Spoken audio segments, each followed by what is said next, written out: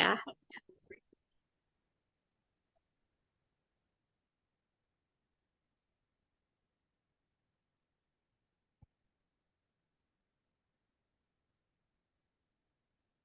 Oke, Assalamualaikum warahmatullahi wabarakatuh dan selamat sore teman-teman. Terima kasih sebelumnya buat Kak Asri Pertiwi yang udah mau datang dan bersedia buat wawancara bersama kami di kesempatan pada sore hari ini, di mana kita hari ini memilih Kak Asri adalah responden yang cocok dengan penelitian kami yang berjudul Peran Teknologi Informasi dalam transformasi akuntansi dan pelaporan keuangan.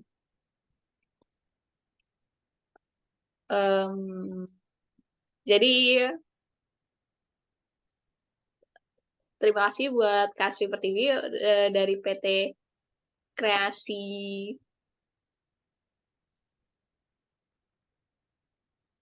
Kreasi teman sebangku. Kreasi Teman Sebangku.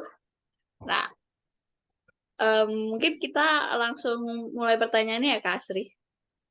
Iya, halo sore semuanya. Maaf ya, saya izin off kamera karena lagi di luar nih. Ini suaranya jelas nggak ya? Iya jelas Kak Sri. Jadi mungkin ini ada 15 pertanyaan Kak. Pertanyaan pertama, Ya. bagaimana teknologi informasi telah mengubah proses akuntansi tradisional dalam pengumpulan dan pencatatan data keuangan menurut Kak Asri atau yang Kak Asri rasakan selama ini? Oke, tadi apa yang mengubah proses akuntansi apa tadi, sorry? Dari tradisional, bagaimana kan ini udah zamannya AI gitu Kak. Zamannya teknologi dia itu udah berkembang dari sebelumnya pencatatan akuntansi kan dilakukan secara manual, debit kreditnya gitu kan. Pelaporan keuangannya semuanya dicatat secara manual. Baru sekarang kan sudah hadir nih teknologi informasi dalam pencatatan akuntansi. Terus gimana tanggapan Kak Asri begitu adanya teknologi ini terhadap proses akuntansi ini? Oke, aku coba jawab ya. Kalau sekarang dengan adanya teknologi akuntansi sebetulnya lebih mempermudah kita sebagai akuntan untuk input data sih. Karena kalau dulu itu kita harus secara manual kan, apalagi zaman dulu banget itu harus bikin worksheet itu kayak bikin di buku, terus akhirnya bisa pakai Excel dan sekarang kan bisa pakai software akuntansi udah banyak kan gitu. Jadi lebih mempermudah dan mengurangi human error sih sebetulnya. Oh gitu ya Kak. Dalam proses analisa data juga gitu ya? Iya, betul lebih mudah dan jadi lebih cepat juga kita kerjain gitu. Oke, terima kasih Kak. Kalau manfaat untuk pertanyaan kedua ini manfaat utama yang diberikan oleh sistem informasi ini terhadap efisiensi dan akurasi. Kerasa banget apa gimana Kak Cukup kerasa manfaatnya? juga Mhm. cukup kerasa juga sih manfaatnya. Jadi kan input data juga bisa lebih cepat, lebih akurat dan kita bisa lebih aman untuk ngejaga data-data keuangan kan itu gak boleh semua orang tahu ya gitu. Mhm. Dan hemat waktu juga kita buat nginput data-datanya kayak gitu. Oh gitu. Data keuangannya kalau boleh tahu pakai program apa Kak? Baru siapa aja yang dibatasi dalam hal ini? Kalau sekarang kebetulan emang PT Kreasi itu dari 2018 itu pakai jurnal. Mhm. Jadi kalau kelebihannya jurnal itu kita bisa ngeakses tanpa install aplikasi. Jadi lewat website kita login pakai username dan yang bisa akses itu cuma beberapa orang. Jadi kalau di kita itu yang bisa akses itu finance, terus CEO sama apa asisten dari finance. Jadi cuma tim finance aja sama CEO yang bisa akses. Cuman terbatas. orangnya. Dan kita juga bisa ngebatasi akses tiap orang gitu. Jadi nggak semua orang bisa ngakses semua semua fitur di jurnal. Jadi bisa kita batasin, bisa lihatnya tuh laporan yang mana aja gitu.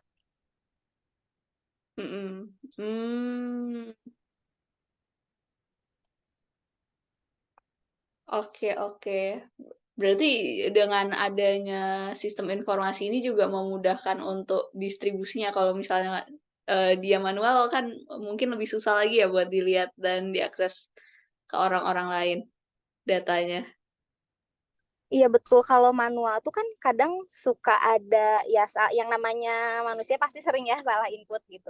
Kalau manual tuh kayak lebih lebih lebih risky aja gitu si kita nginput data. Kalau misalkan dengan sistem itu kalau ada kesalahan kan langsung ke detect gitu. Kayak untuk salah hitung juga kemungkinannya kecil lah. Oh, jadi bukan pakai aplikasi yang SAP kayak gitu ya, Kak? Kalau kita pakai jurnal sih. Kayak jurnal ya? Iya. Karena lebih Jurnal. mudah juga aksesnya. Oh, jurnal by Mekari itu ya, Kak? Iya, betul, jurnal by Mekari. Karena bisa akses di website langsung kan kalau jurnal. Oh, iya benar-benar. Pertanyaan berikutnya, bagaimana teknologi informasi telah mempengaruhi cara perusahaan melaporkan keuangan mereka terhadap pemangku kepentingan? Cara melaporkannya ya. Kalau dulu itu kan sebetulnya harus manual gitu. Kita kirim ke atasan. Nah, kalau sekarang kita bisa kirim secara langsung dari aplikasinya tuh para atasan langsung bisa lihat gitu. Kapanpun mereka butuh bisa langsung diakses dan real time gitu. Oh, dan real time ya? Betul. Biasa ada deadline-nya juga dong biar nggak terus-terusan bisa diakses. Untuk cut off setiap akhir bulan pasti cut off. Jadi Oh. awal bulan itu udah bisa report gitu. Dapatkah Kak Asri merincikan peran teknologi informasi dalam memungkinkan pelaporan keuangan yang lebih cepat dan transparan? Kalau dulu itu laporan keuangan itu kan ribet dan juga lama ya gitu, kayak harus nyebut manual dan sering lah salahnya. Kalau sekarang tuh akuntan cukup dibantu juga buat laporan keuangan. Jadi lebih gampang, lebih akurat gitu. Dan secara keuangan juga bisa lebih transparan lah kita. Dan kan karena bisa diakses online itu juga cukup mempermudah kita gitu. Oh, oke. Tapi transparan itu bagus apa nggak bagus sih, Kak, kalau buat time finance? Maka dari itu harus dibatasi ya aksesnya. Transparan itu kan jadi maksudnya saya secara transparan bisa langsung dilihat oleh CEO gitu. Si pengerjaan jurnalnya itu seperti apa, ada historinya juga. Jadi yang diubah itu apa aja bisa kelihatan. Jadi untuk cheating itu sulit lah gitu. Tapi kalau kayak gitu waktu kita input juga kesalahan data nggak boleh terlalu besar gitu atau enggak nanti dipertanyakan. Iya, betul. Makanya ya balik lagi kita juga sebagai akuntan tetap harus teliti. Cuman dengan adanya aplikasi ini bisa lebih mempermudah aja, bisa diakses kapanpun gitu secara online. Oke. Jadi lebih mudah ya, Kak. Iya, betul. Apa peran teknologi informasi dalam mendukung perusahaan untuk peraturan akuntansi kayak ada IFRS, GAAP, laporan pakai standar kayak gitu, apakah peran teknologi informasi di dalamnya? Gimana, Bu? Maaf, boleh diulang? Suaranya putus-putus. Apa peran teknologi informasi dalam mendukung perusahaan untuk mematuhi peraturan keuangan dan standar pelaporan seperti IFRS dan GAAP? balik lagi ke untuk mengurangi resiko kesalahan manusia sih ya sebetulnya. Terus jadi dengan teknologi informasi ini juga bisa membantu perusahaan untuk kontrol internal dengan lebih baik gitu. Jadi ya memastikan laporannya lebih akurat aja sih.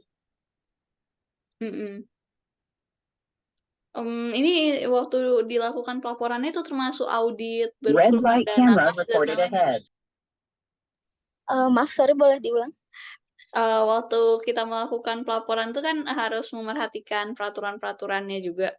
Itu, apakah udah ada begitu dia menggunakan teknologi ini langsung mengikuti standar IFRS atau GAAP atau nanti bahkan bisa dipilih dari website-nya mau langsung pakai standar yang mana? Iya, iya udah bisa mengikuti.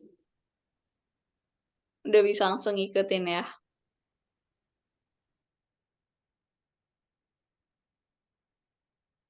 Bagaimana keamanan data dan privasi menjadi isu penting dalam konteks transformasi akuntansi dan teknologi informasi? Mungkin Kak Asri pernah mengalami apakah di-hack, datanya atau tiba-tiba filenya korup atau kena virus kayak gitu?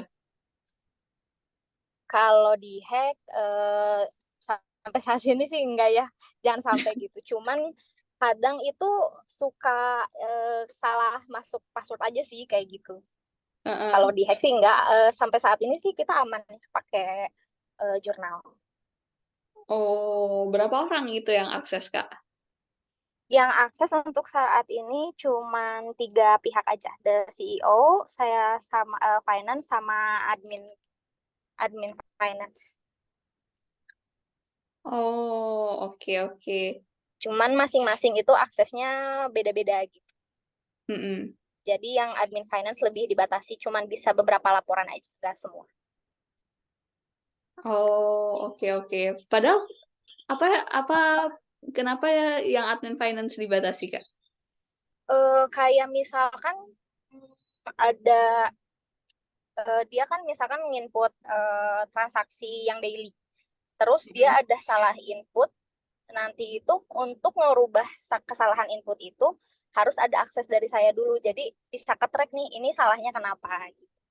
Jadi Oh. untuk bisa ngelihat juga sering nggak nih dia salah inputnya gitu, jadi ketahuan gitu.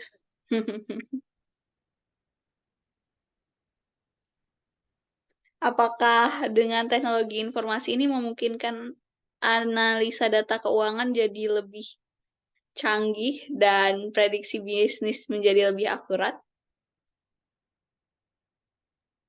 Ya lebih jauh lebih canggih dan lebih akurat karena kita bisa menganalisis keuangan kan kalau dulu bisa dalam jumlah kecil ya, kalau sekarang tuh kayak apa ya bisa memproses datanya tuh yang dengan jumlah yang lebih besar. Mhm. Oke oke. Da kecil atau besarnya ukurannya apa, Kak? Dari maksud misalkan ya ada maksudnya secara nominal juga kayak eh, kesalahan kesalahan kita untuk menghitung tuh lebih kecil gitu dengan adanya si aplikasi ini, lebih membantu mempermudah kita untuk menganalisis keuangan, untuk eh, apa untuk analisis keuangan juga, jadi ada angkanya tuh angka besar pun kayak udah cukup terbantu sih. Kadang kan agak pusing ya kalau nominalnya besar gitu, kesalahan penghitungan kayak gitu. Heeh. Bener bener, Kak. Dan Mmm, kita mhm. juga karena kan kayak kemarin nih contohnya untuk perubahan PPN kemarin kan sempat berubah juga dari 10% ke 11%. Nah, kita bisa langsung ubah di sini. Oh iya, itu pengaruh besar banget ya, Kak? 10% ke Iya, karena 11%. karena kadang saat perubahan awal itu kadang kita lupa kan gitu, ah ternyata PPN tuh udah naik nih dari 10% ke 11%.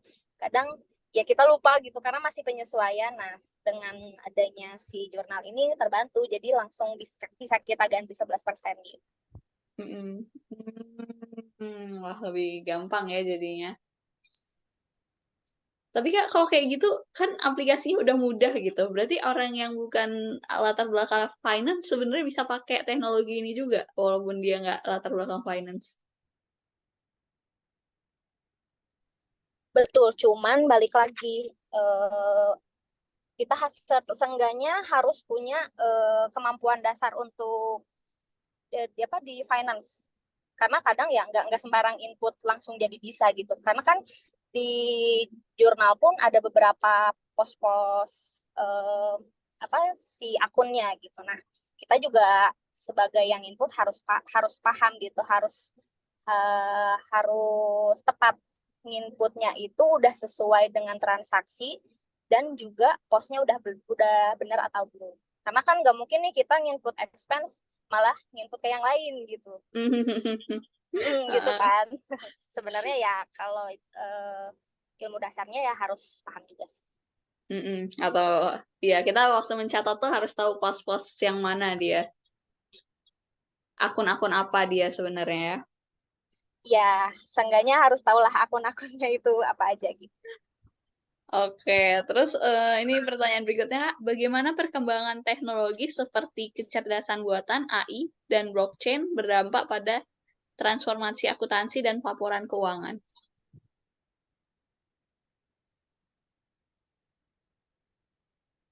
Jadi kan udah ada kayak ChatGPT gitu, nanti orang finance sudah nggak butuh lagi pakai ChatGPT aja gitu, udah bisa segalanya. Baru blockchain kan, uang tuh bisa membuat dia antar tempat juga, nggak masalah gitu dia ada di mana nilai mata uangnya karena pakai blockchain. Atau menurut Kak Asri gimana? Nah, sebetulnya kan yang namanya penginputan data tuh membutuhkan waktu yang maksudnya memakan waktu juga kan. Nah, kita itu eh, pemrosesan untuk input itu sekarang ya lebih mudah dan waktunya juga lebih cepat. Terus si penyimpanan datanya juga lebih aman dan ya lebih terpercaya lagi. Dan Mhm. dan si blockchain ini dapat yang ngebantu kita sebagai akuntan untuk kerja lebih efisien, akurat gitu sih. Oh, oke, Kak. Mungkin pertanyaan berikutnya akan dilanjutkan oleh Kak Nathan. Pertanyaan berikutnya, menurut Asri, bagaimana perusahaan dapat mengelola risiko yang terkait dengan ketergantungan pada teknologi informasi dalam proses akuntansi dan pelaporan keuangan?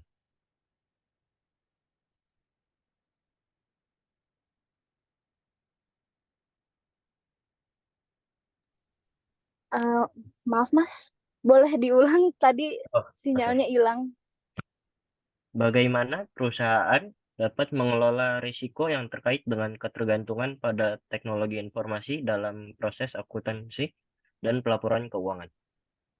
Ya, aku coba jawab ya. Resikonya tuh sebenarnya bisa dibagi jadi tiga kan. Ada resiko di operasional, resiko di kepatuhan sama di finansial. Jadi mungkin tingkat resikonya itu bisa membantu perusahaan, resiko mana nih yang perlu diprioritaskan sama perusahaan. Nah, langkah-langkahnya tuh kayak maksudnya seperti bisa melakukan pelatihan karyawan, backup data, atau mungkin audit internal juga bisa kita lakukan. Sebetulnya ya resiko juga bisa berubah sih seiring berjalannya waktu gitu. Dan ya kita juga harus bisa mengendalikan untuk meminimalisir resiko-resiko tersebut. Oke, untuk pertanyaan selanjutnya, apa tantangan utama yang dihadapi perusahaan dalam mengadopsi teknologi informasi dalam konteks akuntansi dan pelaporan keuangan?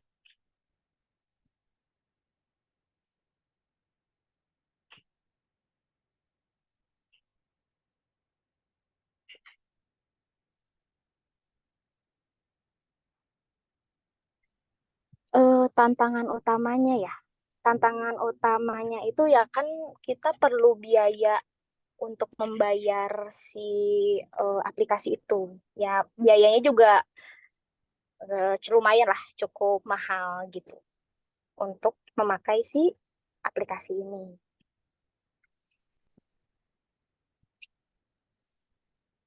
Berapa Kak biayanya? Biayanya itu, aduh saya lupa berapa ya, karena kita kan langganan langsung setahun ya. Kadang aku juga suka minta diskon lah gitu sama pihak Mekari, karena kan emang berlangganan udah cukup lama. Cuma Heeh. saya lupa nih berapa ya langganannya, lebih dari 2 juta, lebih dari 3 juta kayaknya per tahun lebih sih. Mm-mm. Sekitar 5 juta setahun. 5 juta setahun. Itu udah masuk Maka driver-drivernya kayak gitu. Google udah Drive-nya. masuk apa? Kayak biasa Eh, perlu simpan storage gitu kan. Sebetulnya nggak pakai storage itu tuh. Jadi kalau misalkan si jurnal ini, kalau kita emang butuh data untuk di download, kita langsung bisa download PDF-nya, bisa langsung Excel-nya gitu. Dan Oh. nanti juga kita bisa rekonsiliasi tuh dari masing-masing nomor rekening perusahaan. Mm-mm. Oh, itu termasuk ada data visualnya juga yang kayak bentuk pie chart dan Heavy segala. traffic reported ahead. Sorry, gimana? Kalau kayak data visualization kayak pie chart dan yang lainnya juga ada di dalam situ Kak. Ada juga cukup komplit sih di si jurnal ini. Oke. Eh, apa saja contoh penggunaan teknologi informasi dalam akuntansi?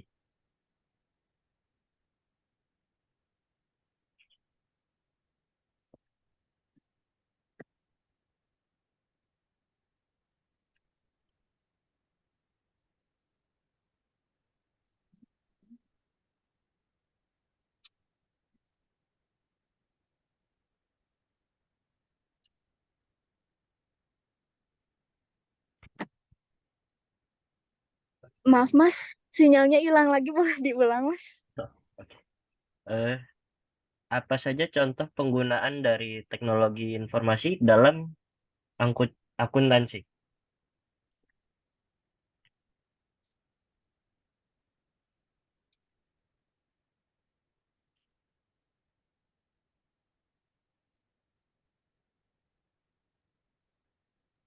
Ya ini kalau dengan adanya teknologi informasi kita bisa ya untuk menyusun laporan keuangan, bisa lebih cepat, lebih akurat seperti itu.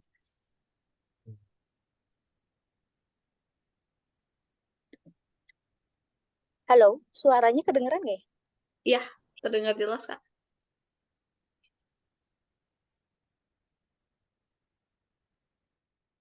Eh, lalu, bagaimana teknologi informasi memainkan peran penting dalam mengubah cara akuntansi dan pelaporan keuangan dilakukan?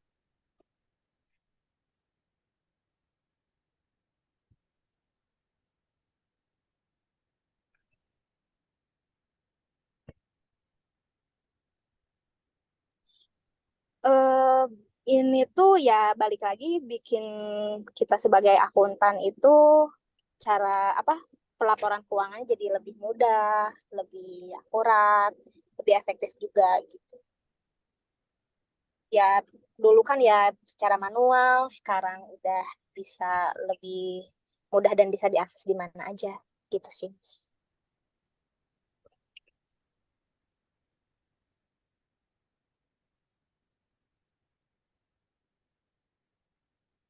Eh, bisakah Kak Asri menjelaskan apa yang dimaksud dengan transformasi dari pelaporan keuangan?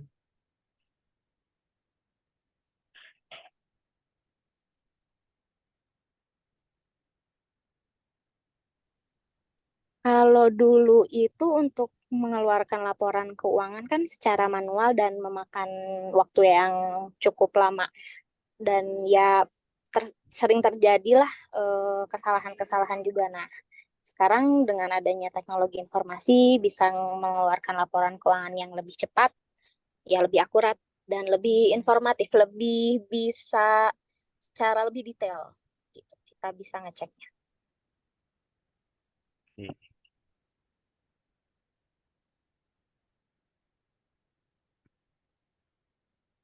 Selama ini adakah kendala dari teknologi itu sendiri? Kalau kendala itu kadang kan suka ada maintenance ya dari pihak jurnalnya, tapi biasanya tuh maintenance tuh jam 12 ke atas. Jadi mungkin sekitar 2 jam, 3 jam kadang nggak bisa dipakai si aplikasinya, cuman sebentar sih, jarang jarang banget. Dan ya kita harus pastiin ada sinyal juga karena kan diaksesnya dari website. Hmm. Lalu untuk pertanyaan terakhir sepertinya ini, apa saja tantangan dan peluang yang terkait dengan transformasi keuangan digital di Indonesia?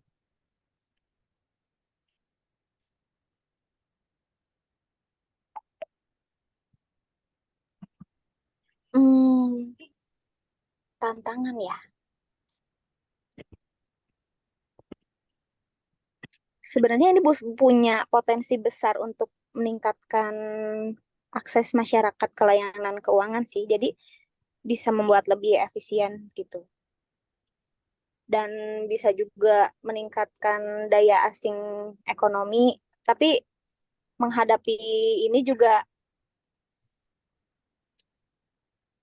tapi ya transformasi ini juga menghadapi tantangan seperti ya infrastruktur dan teknologi yang belum memadai dan keamanan data.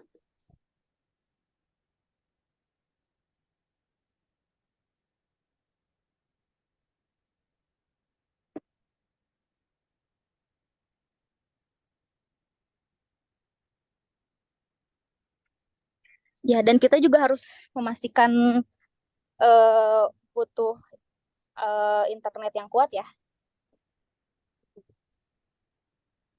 Harus dipastiin itu karena ya dari website mengaksesnya gitu.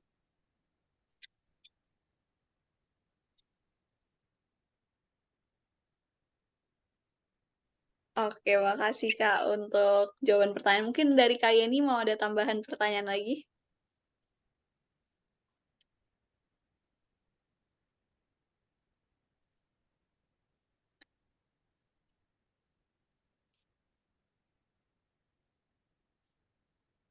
Atau sebagai penutup, bisa dijelasin sekilas lagi Kak soal PT Teman Sebangku itu, apa aja? Gimana aja, bergerak di bidang apa?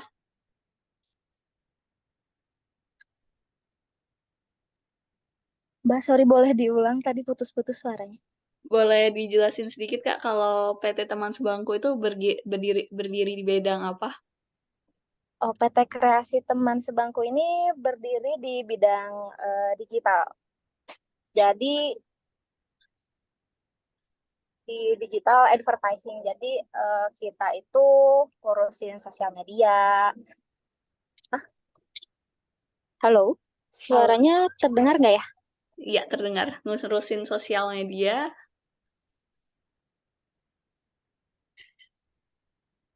Jadi kita bergerak di digital advertising. Jadi untuk pemasangan digital ads, untuk pengerjaan sosial media, YouTube, dan advertising lainnya. Oke deh. Mungkin itu aja pertanyaan dari tim kami ya. Dari Kak Adi, Kak Nathan, Kak Yeni, saya, dan ada Kak Mega juga. Terima kasih banyak Kak Asri buat waktunya udah diberi kesempatan untuk wawancara untuk tugas bahasa Indonesia kami yang judulnya tadi adalah peran teknologi informasi dalam transformasi akuntansi dan pelaporan keuangan. Semoga data ini akan kami pakai sebaik-baiknya untuk pergunaan tugas kami. Makasih banyak ya Kak. Iya, sama-sama Mbak, Mas. Semuanya mohon maaf ya kalau sinyalnya ini agak putus-putus soalnya lagi di jalan. Mudah-mudahan bisa membantu untuk tugas Mas sama Mbak semuanya. Iya, baik. Terima kasih banyak Kak Asri. Iya, sama-sama.